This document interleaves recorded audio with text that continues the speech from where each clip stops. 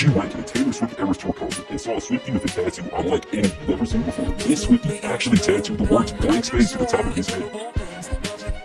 I'm going to start with a little disclaimer. I'm a big Taylor Swift fan. I started with the Red album, but really sank in 2024 with 1989. I wasn't alone in my fandom back then, and I'm certainly not now. For women like me, she's a real icon, a feminist inspiration, really talented, a great lyricist, and she seems like a genuinely nice person and all that jazz. But over the years, something has shifted. Taylor Swift has not just dominated the music industry, she's taken over the cultural conversation entirely. We've got fans weeping at her shows, Eras Tour bracelets exchanged like sacred heirlooms. So today we're asking the question, why is the world so obsessed with Taylor Swift? And more importantly, should we be? Taylor Swift was just a teenage girl from Pennsylvania with a dream, and more importantly, a strategy. By age 14, she was signed by Sony ATV, making her the youngest songwriter ever signed by the label. Her self-titled debut dropped when she was 16, and by the time she released Fearless in 2008, she wasn't just a rising country star, she was a phenomenon. But Taylor was never just a singer, she was a storyteller. From the beginning, she knew how to weave heartbreak, nostalgia, and coming-of-age moments into songs that sounded like diary entries. Our song, Love Story, You Belong With Me, these weren't just hits, they were blueprints for a new kind of teen icon. And then came the shift.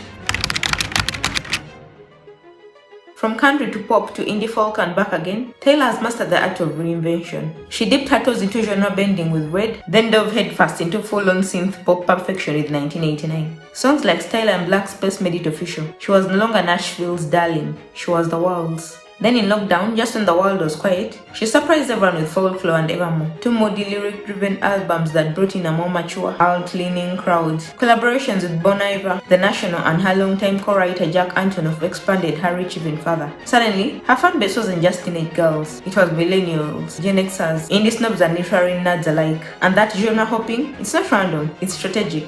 Every time she senses a shift in the culture, she beats it there. Taylor doesn't just have fans, she has disciples. Her fandom, lovingly called the Swifties, is arguably the most organized, intense, and loyal on the planet. Why? Because Taylor makes them feel seen. From the Tumblr days to TikTok clues to hidden messages in liner notes, she's cultivated a culture of clues and community. Fans have been invited to her homes for secret sessions. She drops into DMs, she sends personal gifts, she turns every album release into a treasure hunt. And let's not forget the Eras Tour. That wasn't just a concert, it was a ritual. Fans made friendship bracelets, war-themed outfits, flew to different continents just to see her, and memorized chants like it was a religion. Swifties have gotten out of hand. On the last day of the Eras Tour, Swifties decided to surprise Taylor by wishing her an early birthday. The plan was to sing Happy Birthday just as she takes out her earpiece. But here's a twist. This intimacy is also highly profitable, and that brings us to the capitalist empire she's built. Taylor Swift has cracked the code on how to monetize loyalty. She doesn't just release albums, she re-records them, re-releases them with new covers, secret vault tracks, colored vinyl variants, and fans buy every single one. Take the Tortured Poets department for example. She released 35 versions, and Swifties bought them all. Let's not even get started on tour tickets. She put multiple stadium shows in the same city on sale and sold everyone out, in some cases in minutes. Entire travel industries planned around her tour dates. Local economies spiked, like Victoria in Australia, where the Eras Tour generated over 1.2 billion in economic impact. She's not just an artist, she's an industry, and her fans are the fuel. A huge part of Taylor's appeal is her vulnerability. Her lyrics are raw, emotional, and specific, so casually cruel in the name of being honest. Just between us, did the love affair maim you too? These aren't just lyrics, they are memes, tattoos, therapy sessions, bonding sessions. It's why people compare her to Sylvia Plath, because Taylor isn't just writing songs about breakups. She's chronicling the emotional landscape of her life, and in doing so, she's helping fans make sense of their own. There's a simplicity to her lyrics that make them stick, and there's power in that simplicity, especially for young women whose emotions are often dismissed. But does vulnerability excuse everything?